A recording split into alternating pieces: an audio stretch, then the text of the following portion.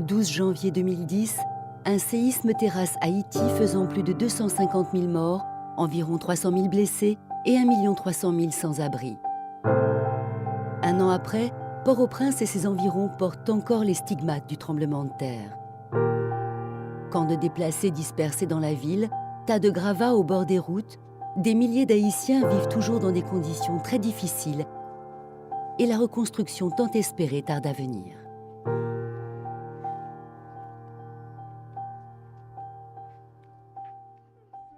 Ils ont écrasé. Nous avons habité là-dedans, mais tremblement de terre, 12 janvier, a venu écraser. Il suffit net devant, côté où je marqué pour écraser. Net, nous ne pouvons pas habiter là-dedans. Et nous, tout le monde, nous vivons si nous à terre, nous dormons même côté pour mettre au coucher. Nous ne vivre bien maintenant. Le problème là, c'est pour moi. Pour manger pour les gens, je ne peux pas travailler, je ne peux pas faire rien. Et nous avons 8 personnes. Marie, nous sommes dans la rue, si je veux un petit cob.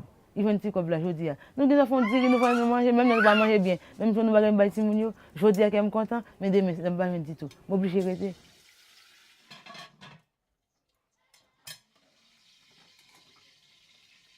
Et là, combien de temps passé là? Nous allons 10 mois là. 10 mois de misère. La population haïtienne accumule depuis plusieurs mois catastrophes, frustrations et désillusions.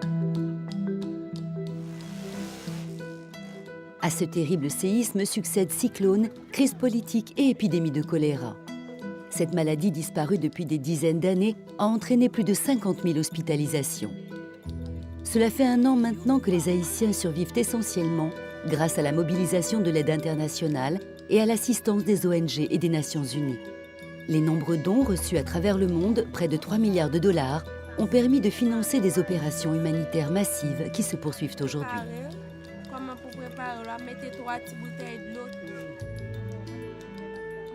Après 12 janvier, il y a un paquet de maladies à porter sur les gens. Les gens pour gâter, des maladies dans la tête, tout paquet de bonnes bagages. C'est grâce à eux-mêmes qui font des médicaments pour nous. Même les gens n'ont pas une solution 100%, mais c'est grâce à eux-mêmes. Nous n'avons pas de quoi pour aller à l'hôpital pour nous dépenser pour eux.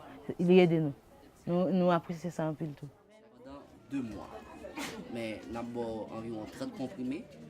Et puis, on prend une chaque jour pendant 30 jours. Merci. D'accord, pas de quoi. Il est arrivé moi pour prendre un vaccin. C'est le vaccin que je vais prendre, mais demoiselle là lui-même il est malade, il y a anémie.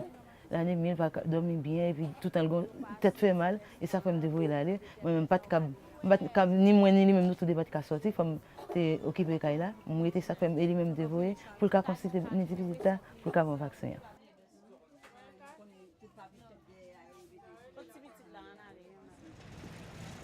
Avant même la catastrophe de janvier 2010, la moitié de la population n'avait pas accès aux soins. Hôpitaux surchargés, cliniques privées inaccessibles, telle était la situation en Haïti. La présence des ONG médicales a permis à des dizaines de milliers d'Haïtiens de bénéficier d'une réelle amélioration de l'accès aux soins. Médecins du Monde, présente dans le pays depuis 20 ans, a pu apporter secours aux victimes dès les premières heures après le séisme. Le 12 janvier, ça a été un changement complet dans nos activités. Tout à coup, tout a basculé et il fallut d'un programme de long terme passer à un programme d'urgence. Action numéro 1, ça a été le programme de chirurgie qui a débuté 48 heures après la catastrophe. Mais très vite après, ça a été des cliniques mobiles, c'est-à-dire des médecins, des infirmiers, de sages-femmes qui sont partis avec des sacs à dos dans les quartiers soigner les gens. Et au fur et à mesure, on s'est dit qu'il fallait un tout petit peu se stabiliser pour pouvoir continuer à voir les gens. Et donc là, on s'est mis à monter des cliniques fixes dans les quartiers pour que les gens puissent venir et aient un point d'ancrage. Ce qui a changé, c'est que suite au tremblement de terre, on a pu aller dans les quartiers les plus compliqués, là où il y a des gangs, où au niveau sécurité, c'était pratiquement impensable d'y rentrer. Et donc on offre des soins à cette population qui était la plus déshéritée. Au quotidien, on fonctionne sur des cliniques qui sont des cliniques de base, mais sur lesquelles aussi on a mis des moyens, notamment des systèmes d'ambulance pour transférer les cas urgents sur des hôpitaux. Et donc d'une simple clinique de soins de santé primaire, on a aussi une action vraiment d'urgence et a sauvé beaucoup de vies. Cliniques fixes ou mobiles, centres de traitement du choléra, Médecins du Monde a mis sur pied une trentaine de structures de santé à Port-au-Prince, à Petit et Grand Goâve, ainsi que dans le département de la Grande-Anse. MDM effectue plus de 2000 consultations par jour, toutes gratuites. Et avec l'épidémie de choléra qui se propage, ce chiffre ne cesse d'augmenter. En plus du soutien aux hôpitaux publics, l'ONG mène au quotidien des activités de prévention pour l'hygiène, la vaccination, contre les violences ou contre le VIH. Des crieurs incitent la population à venir consulter médecins et psychologues. Que nous faisons consultation gratis, médicaments gratis. Nous faisons consultation pour toute maladie, seulement pour yeux avec prudence que nous allons consulter. Clinique travaille chaque jour, de 8h à 4h. C'est grâce aux médecins, aux infirmières, aux psychologues, aux animateurs, aux sages-femmes que ce travail est rendu possible. Sur les 1268 personnes de Médecins du Monde travaillant en Haïti, 1200 d'entre elles sont haïtiennes. Comment renforcer un système de santé local? C'est d'arriver, à mon sens à moi, c'est d'arriver peu d'expats, avec un peu d'expertise, avec un peu d'argent ou beaucoup d'argent, et d'embaucher le maximum de locaux, de nationaux ici, les former, transférer des connaissances. Et puis, si on avait à se retirer, la connaissance, les moyens restent là.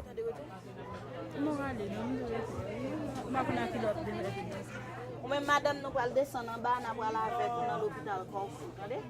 Il a fait examen pour, il a fait tout le bagage, papier référence ou dans mes... Enfin, la réussite d'un projet pour Médecins du Monde, c'est quand ils tournent avec du personnel national. C'est ça la réussite. Notamment dans notre équipe, on a Linda qui est une sage-femme superviseuse qui au début travaillait au niveau des cliniques dans un quartier un petit peu difficile de Saint-Michel et qui a fait un travail fantastique. Et elle arrive à parler de choses avec les femmes dont nous, on n'arriverait pas à parler. Notamment, il y a quand même pas mal de problèmes de violences sexuelles, de violences physiques. Et c'est très difficile pour des gens de cultures différentes d'aborder ça, de savoir jusqu'où on peut aller, qu'est-ce qu'on peut dire. Et moi, je crois qu'il n'y a que ce staff national, et notamment quelqu'un comme Linda, qui arrive à mettre les gens en confiance. Je suis haïtienne. Je vis dans mon pays depuis ma naissance. Et je vois beaucoup de monde qui commence à souffrir. Médecins du Monde comprend la souffrance du peuple haïtien. Il comprend les gens. Est-ce que les choses sont en train de changer? Les choses sont en train de changer dans des quartiers qu'on a des sites Médecins du Monde et dans d'autres quartiers qu'on a les autres organisations qui font le même travail que Médecins du Monde. Mais dans le pays en général, il y a beaucoup d'autres endroits qu'on n'a pas encore arrivé à toucher. Il y a beaucoup de choses qui restent à faire. Parce qu'ici en Haïti, le pays est tellement faible, on n'a rien vraiment en place, il n'y a pas de structure, on n'a rien du tout, il n'y a pas d'organisation. C'est la désolation totale dans le pays. Non, ce n'est pas optimiste parce que je vis ici, je vois comment les choses vont. C'est comme ça, je dis la vérité. La vérité est là, on n'a pas besoin de cacher ça. Les secouristes, haïtiens et internationaux, sont submergés par une tâche qui se situe au-delà de leurs réelles responsabilités, au-delà de leurs capacités. L'action des ONG est essentielle, mais pour être efficace, elle ne peut se faire qu'avec le rôle central de l'État haïtien. État plus fragilisé que jamais. 1 an après le séisme, les acteurs humanitaires poursuivent toujours les secours d'urgence. La reconstruction tant attendue tarde à venir. Pourquoi? C'est la question que l'on entend partout en Haïti. À défaut d'une réponse, les Haïtiens gardent patience, mais pour combien de temps encore? L'action des acteurs de secours a conduit à offrir des soins, certainement comme il n'y en avait jamais eu, à apporter de l'eau dans des quartiers où il n'y en avait pas, de l'eau courante, hein, mais tout ça de manière en substitution, dans une phase faisant suite à l'urgence de la situation. On sait très bien qu'1 an après, avoir des gens qui vivent sur des quartiers à même le sol, les gravats, etc., c'est pas quelque chose qu'on peut accepter. Donc à la fois, il ne faut pas minimiser les actions de secours, à la fois le challenge, le défi à relever sur la reconstruction est un défi énorme. Alors pour les ONG, mais pas seulement. C'est le défi vis-à-vis de l'État haïtien. Comment va-t-il se reconstruire? Son habitat, les édifices publics, étant donné le nombre de fonctionnaires tout simplement décédés, hein, qui ont disparu. Et quand on parle de reconstruction, on parle de responsabilité qui incombe d'abord à l'État haïtien, mais aussi aux États de la communauté internationale. Demain, tout dépendra de la mobilisation des États, parce que le risque est réel. Après le séisme, ce tremblement de terre, d'avoir un second séisme, celui-ci économique et social, donc politique, parce que les promesses faites à New York, qui sont de la hauteur de 10 milliards de dollars, ne seront peut-être pas tenues. C'est pas accuser qui que ce soit, c'est simplement se poser une question réaliste. Oui, il y a des secours qui sont menés, ils sont efficaces, ils sont essentiels. De l'autre, il y a un État fragile, il faut qu'il se reconstruise et qu'il soit aidé pour ça. Et enfin, troisième étape, que fait la communauté internationale par rapport aux promesses de reconstruction qui ont été faites en mars? Donc on est face à une situation un peu kafkaïenne, où chacun regarde chacun et pendant ce temps, les ONG font le travail. À ce stade, la reconstruction se passe à la force des bras.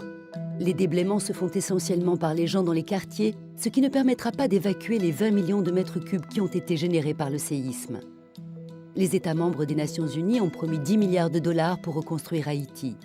Seuls quelques centaines de millions ont été donnés. Si les équipes haïtiennes et internationales d'urgence ont permis un temps de faire face aux besoins vitaux, les États restent, eux, bien loin du compte en matière de reconstruction. Si les promesses de dons ne sont pas tenues, l'opportunité de sortir Haïti de la pauvreté s'éloignera alors. À chaque nouvelle catastrophe qui frappera le pays, seules des réponses ponctuelles prises dans l'urgence seront apportées. Et le séisme du 12 janvier n'aura été qu'une tragédie de plus dans l'histoire d'Haïti. Il est pourtant encore temps d'agir et de tenir les promesses faites aux Haïtiens.